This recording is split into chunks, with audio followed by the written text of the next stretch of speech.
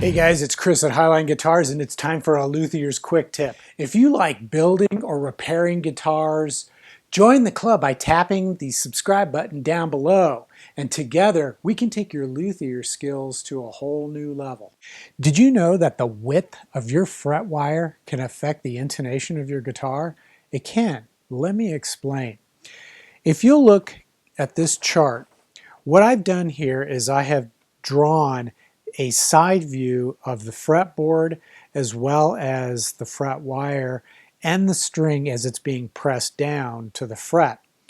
In the top illustration, you'll notice that the point of contact between the string and the top of the fret, the highest point of the crown, is right along the center line of the fret. And that's ideal because assuming that the frets have been positioned correctly, that's how you're going to get a perfectly tuned and intonated note at that fret. And you'll notice that that point of contact is right smack in the center at the top. Now in the lower illustration, this shows the same view, but after the fret has been played for maybe a couple of years and it's started to wear down the top. And what happens is, as you press the string down to the fret, the point of contact shifts away from the center, as indicated by that red triangle.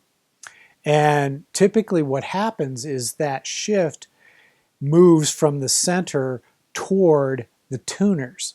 And what happens is the note you play at that fret is no longer going to be tuned and intonated correctly because of that slight shift.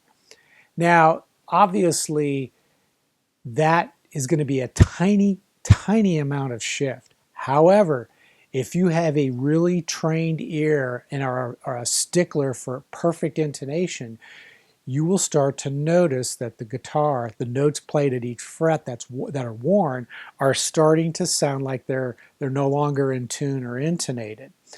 So how does the width affect this? Well, clearly, the wider the fret is, as it wears down, the further that point of contact is going to move towards the tuners.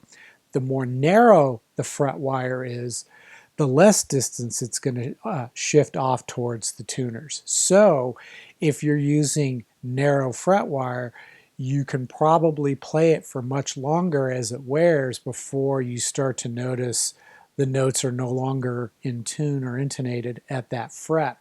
Whereas with wider frets, and this is especially true with nickel-silver frets, you're going to notice that shift is becoming more pronounced. Now again, as I said, this is really geared towards people who have a highly trained ear and can really detect this sort of thing.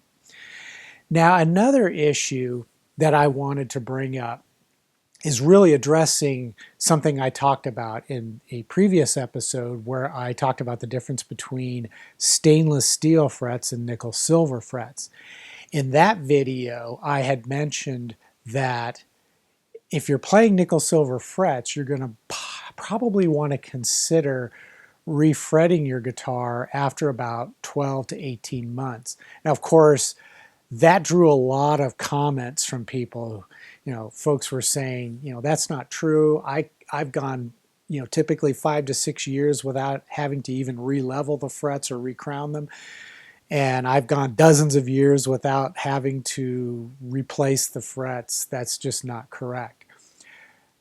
I didn't say you have to replace your frets after 12 to 18 months. I merely said you need to start planning for the eventuality that you're going to have to refret the instrument.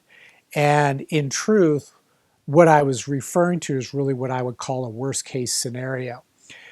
The very busy studio musician who's playing the same guitar all day long, every single day, and is a stickler for perfect tuning and intonation, which a lot of the studio guys are, because they know if they aren't playing in tune, I mean perfect tune, that they're going to get called out for it. So in an effort to keep the work coming in, they've got to make sure the instrument they're playing is always perfectly tuned. And that means rather than going for recrowning or leveling and recrowning the frets, they're just going to opt to refret the neck. And you can only do so many refrets before you have to replace the guitar, and oftentimes they're fine with that, or they're willing to scrape the fretboard and have a new one installed in place. So that's really what that was geared towards. So I hope that explains the situation with regards to how often you need to refret nickel silver frets. At any rate, that was this week's Luthier's quick tip. Wider frets are going to throw you out of tune and intonation as they wear faster than narrow frets. So until the next Luthier's quick tip episode, take care and we'll see you soon.